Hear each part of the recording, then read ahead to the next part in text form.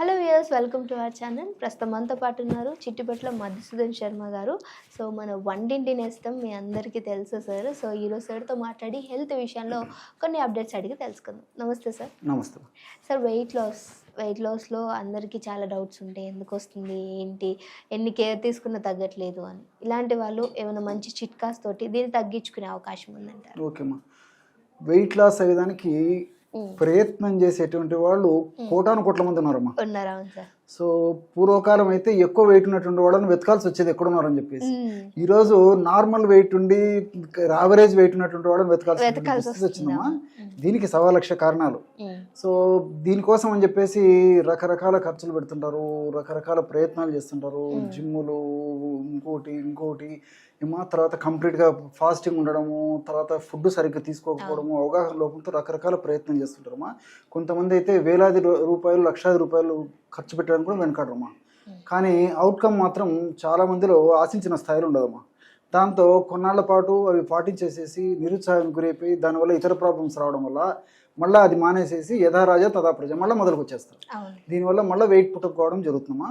So గత కొన్ని వీడియోస్లో కూడా నేను వివరించి చెప్పడం జరిగిందమ్మా. అసలు వెయిట్ లాస్ అవ్వాలంటే ఆహార పరంగా జాగ్రత్తలు తీసుకోవాలి, అదేవిధంగా మినిమం ఎక్సర్సైజ్ చేసేటువంటి అలవాటు చేసుకోవాలి.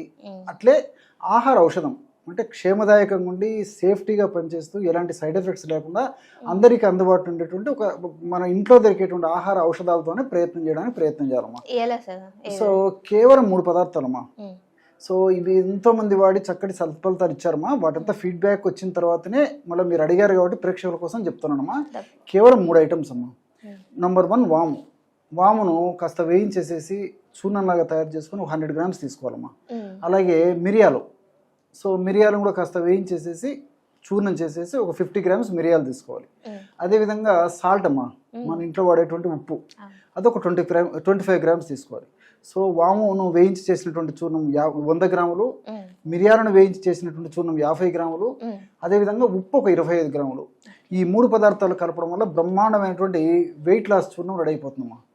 మార్కెట్లో దొరికేటువంటి వేలాది రూపాయల రిజల్ట్ కంటే ఏమాత్రం తగ్గనటువంటి వెయిట్ లాస్ ఔషధం రెడీ అయిపోతుందమ్మా.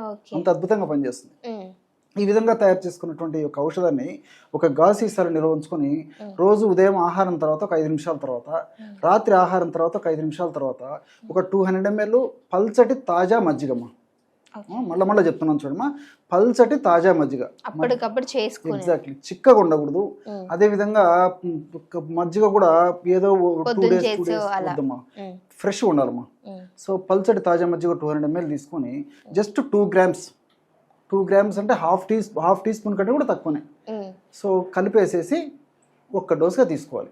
అట్లా ఉదయం ఆహారం తర్వాత ఒకసారి, రాత్రి ఆహారం తర్వాత ఒకసారి రెగ్యులర్గా ఈ పద్ధతిలో ఈ యొక్క ఔషధాన్ని వాడుకోవడం వల్ల క్రమంగా దేహంలో ఏ భాగంలో కొవ్వు కణాల్లో ఎక్కువగా కొవ్వు సంచితమైనప్పటికీ ఆ కొవ్వు అంతా కరగడం మొదలవుతుందమ్మా. సో దీని యొక్క ప్రత్యేకత అది ఔషధం. ఇంకోటి ఏంటంటే ఈ వాము ఉండడం వల్ల వాము యొక్క మరొక సుగుణం ఏంటంటే కేవలం కొవ్వు కరిగించడమే కాకుండా ఈ కొవ్వు వల్ల ఇన్ఫ్లమేషన్ అనేటువంటి ప్రక్రియ జరుగుతుంటుందమ్మా మన దేహంలో కొవ్వు కణాల్లో. ఆ ఇన్ఫ్లమేషన్ ప్రక్రియను కంట్రోల్ చేయడమే కాకుండా ఇన్ఫ్లమేషన్ ప్రక్రియ వల్ల కలిగేటువంటి వివిధ రకాలైన అనారోగ్యాలు, ముఖ్యంగా కీళ్ళ నొప్పులు, అదేవిధంగా ఈ బీపీ, అదేవిధంగా కొన్ని రకాలైనటువంటి అలర్జీ సమస్యలు, ఇలాంటివన్నీ చెక్ పెట్టేందుకు ఈ యొక్క వాము చక్కగా ఉపయోగపడుతుంది.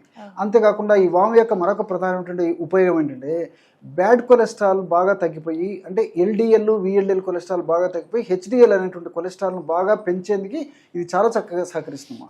వీటన్నిటితోడు మెటబాలిజాన్ని వేగవంతం చేస్తుంది. ఎప్పుడైతే మెటబాలిజం వేగవంతం అవుతుందో అప్పుడు న్యాచురల్గా ఫ్యాట్ బర్న్ అయిపోయి త్వరగా ఫ్యాట్ కరిగేదానికి అవకాశం ఏర్పడుతుంది. సో ఈ విధంగా మల్టిపుల్ బెనిఫిట్స్ ఈ వాము వల్ల ఉంటాయమ్మా. అట్లే మిరియాల్లో కుర్కుమిన్ అని చెప్పేసి ఒక కెమికల్ ఆల్కలాయిడ్ ఉంది. ఈ కుర్కుమిన్ అనేటువంటి మిరియాలలో పెప్పరిన్ అనేటువంటి ఆల్కలాయిడ్ ఉందమ్మా. సో ఈ పెప్పరిన్ అనేటువంటి ఈ యొక్క ఆల్కలాయిడ్ మిరియాలు ఉండడం వల్ల ఈ యొక్క ఆల్కలాయిడ్ ప్రభావం చేత ఇది కూడా మెటబాలిజాన్ని చాలా వేగవంతం చేస్తుంది. సో సర్వసాధారణంగా వెయిట్ ఉన్నటువంటి వాళ్ళలో మెటబాలిజం చాలా మందకొడిగా, స్తబ్దుగా, చాలా స్లోగా ఉంటుందమ్మా. దీనివల్లనే వెయిట్ మరీ పెరిగిపోతుంటారు. ఎప్పుడైతే జీవన క్రియలు వేగవంతం అవుతాయో, జీవన క్రియల్లో భాగంగా వేగవంతమైనటువంటి అది యొక్క దశలో క్రియలో భాగంగా సో ఈ యొక్క ఇది కూడా పెరిగిపోతుంది. మెటబాలిక్ రేట్ పెరుగుతుంది. సో మెటబాలిక్ రేట్ ఎప్పుడైతే పెరిగిపోతుందో అప్పుడు ఈ యొక్క ఫ్యాట్ కరగడం మొదలైపోతుంది. అంతేకాకుండా మరొక సుగుణం ఏంటంటేమా, ఈ యొక్క మిరియాల్లో ఉన్నటువంటి ఈ యొక్క కొన్ని రసాయన పదార్థాల గుణం జీర్ణ వ్యవస్థలో ఆకలిని తగ్గించేటువంటి హార్మోన్ బాగా పెంచేస్తాయమ్మా. సో జీర్ణ వ్యవస్థలో కొన్ని రకాల హార్మోన్స్ ఉత్పత్తి అవుతుంటాయి. ఈ హార్మోన్స్ ఎక్కువ ఉత్పత్తి అయ్యే కొద్దీ అమ్మా సో మనకి ఈ యొక్క ఆకలి కూడా పెరిగిపోతుంటుందమ్మా.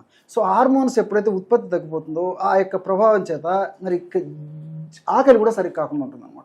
సో ఎప్పుడైతే ఆకలి మనకు తగ్గుతుందో, ఆహారం తక్కువగా తీసుకుంటాం, ఆహారం తక్కువగా అంటే పోషకభరితమైనటువంటి ఆహారం ఎప్పుడైతే మనం తక్కువగా తీసుకున్నప్పటికీ అది మన జీవితానికి, దేహానికి ఉపయోగపడమే కాకుండా సైడ్ ఎఫెక్ట్స్ రాకుండా ఈ వెయిట్ లాస్ అయ్యేందుకు ఉపయోగపడుతుందమ్మా.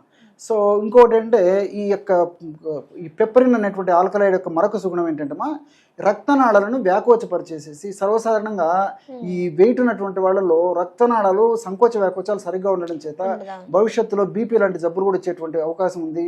అదే రక్తనాళాలకు సంబంధించిన జబ్బులు వచ్చేటువంటి అవకాశం ఉంటుంది. కాబట్టి రక్తనాళాలను వ్యాకోచింపజేసేసి రక్త సరఫరా సజావుగా ఈ కణజాలాలకు జరిగేట్లు చేసేస్తున్నాము. సో మిరియాల్లో ఉన్నటువంటి పెప్పరిన్ యొక్క గుణం అదనమాట. సో దానివల్ల ఏంటంటే మరి రక్తనాళాలు సంకోచ వ్యాకోచాలు బాగా జరగడం వల్ల, రక్త సరఫరా బాగా జరగడం వల్ల ఈ యొక్క ఫ్యాట్ కణాలకు కూడా రక్త సరఫరా బాగా జరిగి మంచి ఆక్సిజన్ జరిగి మంచి పోషకాలు అక్కడ అందేసి అక్కడ తయారైనటువంటి చెడు పదార్థాలను బయటకు వచ్చేదానికి అవకాశం ఏర్పడుతుంది. దీనికి తోడు ఉప్పు శత్రువు అని చెప్పేసి చెప్తుంటారమ్మా, కానీ అది మిత్రువు కూడా అని చెప్పుకోవచ్చు. ఎగ్జాక్ట్లీ తగిన ప్రమాణంలో, మోతాదు ప్రమాణంలో, ఎంత అవసరమో అంత ప్రమాణంలో వాడుకోవడం వల్ల ఉప్పు మనకు మేలే చేస్తుంది. కానీ ఉప్పును మన పరిమితికి మించి, అవసరానికి మించి ఎక్కువ వాడుకోవడం వల్ల అనేక అనర్థాలకు దారితీస్తుంది. సో మనం ఇక్కడ ఉప్పు వాడుకోవడం వల్ల ఈ వాము యొక్క గుణము, అదేవిధంగా ఈ యొక్క మిరియాల గుణాన్ని మరింత సమర్థవంతంగా పనిచేసేందుకు ఉప్పు ఉపయోగపడమే కాకుండా మరింత స్పీడ్గా పనిచేసేందుకు కూడా ఉప్పు ఉపయోగపడుతుందన్నమాట.